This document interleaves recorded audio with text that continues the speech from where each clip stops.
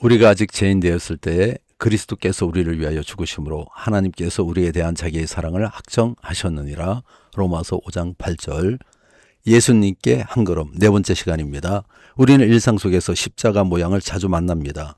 길을 걷다 보면 교회 철탑 위에 빛나는 십자가가 눈에 들어오고 목걸이나 귀걸이 같은 장신구, 옥에 새겨진 디자인에서도 그 모양을 발견할 수 있습니다.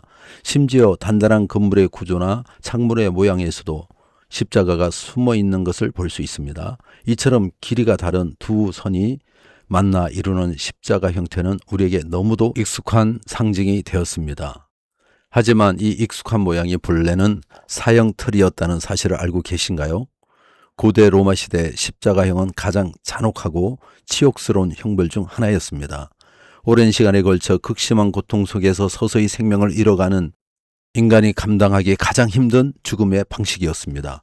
그런데 왜 예수님께서는 그 고통스러운 형틀 위에 달리셔야만 했을까요? 그 이유는 단 하나, 우리가 모두 죄로 인해 죽음의 길 위에 있었기 때문입니다. 예수님은 우리를 대신해 십자가를 지심으로써 우리의 사랑과 구원의 뜻을 완전히 드러내셨습니다. 예수님의 십자가는 단순한 죽음의 상징이 아니라 하나님과 인간 사이의 단절을 잇는 다리, 사랑이 완성된 자리입니다. 그분의 고난과 죽음을 통해 우리는 다시 하나님께 나아갈 길을 얻게 되었습니다. 그래서 이제 십자가는 더 이상 형틀이 아니라 예수님의 사랑을 기억하게 하는 생명의 표징이 되었습니다. 우리 대신 그 자리를 감당하신 예수님, 그 사랑 앞에 멈추었을 때마다 우리는 새롭게 살아갑니다. 이제 우리 함께 십자가의 사랑이 어떻게 완성되는지, 그 사랑 안에서 진정한 삶이 무엇인지 천천히 걸으며 함께 알아볼까요? 세 번째 걸음, 새로운 삶을 시작하는 걸음. 예수님은 살아계신 하나님의 아들이십니다. 하나님이 세상을 이처럼 사랑하사 독생자를 주셨으니 이는 그를 믿는 자마다 멸망치 않고 영생을 얻게 하려 하심이라. 요한복음 3장 16절. 사람들은 예수님에 대해 각기 다른 생각을 가지고 있습니다. 어떤 사람은 훌륭한 스승이라 하고 어떤 사람은 위대한 선지자라고 합니다. 그러나 성경은 분명히 말씀합니다. 예수님은 단지 인간이 아니라 하나님의 아들이시며 참 하나님이십니다.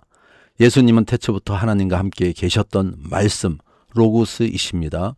그분은 단순히 하나님의 뜻을 전한 분이 아니라 하나님 자신이 인간의 몸을 입고 오신 분입니다. 그래서 우리는 예수님을 하나님의 아들, 곧 성자 하나님이라 부릅니다.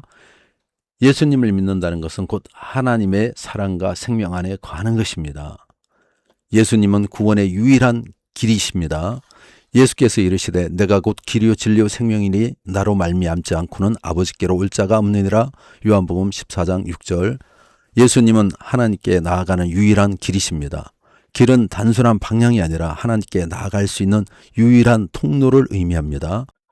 인간은 죄로 인해 하나님과 단절되었지만 예수님께서 십자가에서 그 단절된 관계를 회복시키셨습니다. 즉 예수님은 죄로 막힌 길을 다시 열어주신 분이십니다. 그분을 통해서만 우리는 하나님과 화목하게 됩니다. 예수님의 희생으로 우리는 하나님과 다시 화목한 관계가 되었습니다. 예수님은 우리 죄를 위해 십자가에서 죽으셨습니다. 그리스도께서 이 악한 세대에서 우리를 건지시려고 우리 죄를 대속하기 위하여 자기 몸을 주셨으니 갈라디아서 1장 4절. 인간은 스스로 힘으로는 거룩한 하나님께 나아갈 수 없습니다. 죄는 우리와 하나님 사이를 가로막는 보이지 않는 벽이 되었습니다. 그 벽을 허물기 위해서는 누군가의 희생이 필요했습니다. 예수님은 죄가 없으셨지만 우리 대신 죄의 형벌을 받으셨습니다. 그분의 십자가의 죽음은 죄의 대가 사망을 대신 지불한 속죄의 사건입니다. 예수님의 십자가는 단지 고통의 상징이 아니라 하나님의 사랑이 가장 깊이 드러난 자리입니다. 십자가는 하나님이 내가 너를 이만큼 사랑한다 라고 말씀하신 사랑의 표지판입니다. 십자가가 나를 위한 것이라는 사실을 깨닫는 순간 복음은 단순한 이야기가 아니라 내 삶의 사건이 됩니다.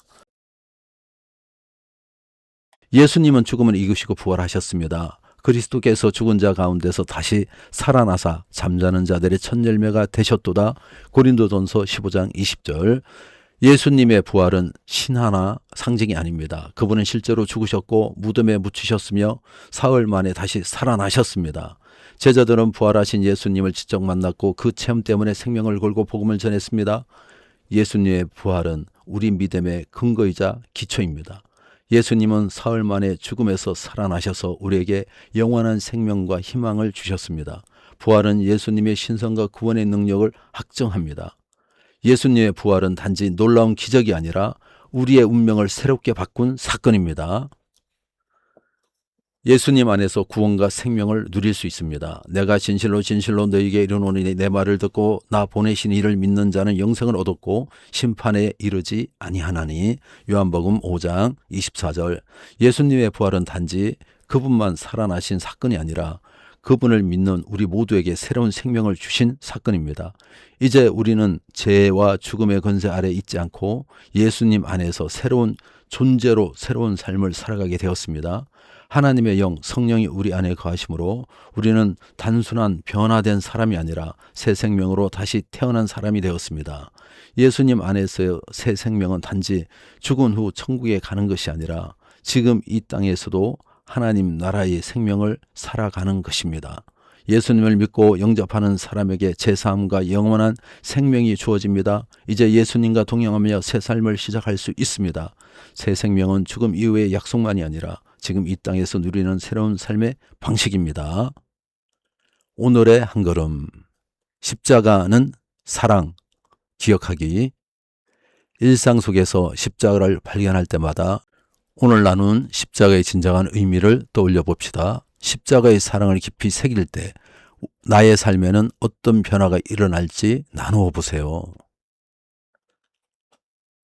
십자가의 사랑을 기억하며 이번 한 주 동안 만나는 사람들에게 조건 없는 작은 사랑을 어떻게 흘려보낼 수 있을까요? 마음 나눔 기도하겠습니다. 사랑의 하나님, 오늘 예수님을 통해 참된 사랑과 구원의 은혜를 알게 하심에 감사합니다. 예수님의 십자가 사랑을 잊지 않게 하시고 그 사랑을 믿으며 부활하신 예수님을 믿어 구원과 영생으로 나아가는 우리 모두가 되게 하옵소서. 예수 이름으로 기도합나이다. 아멘.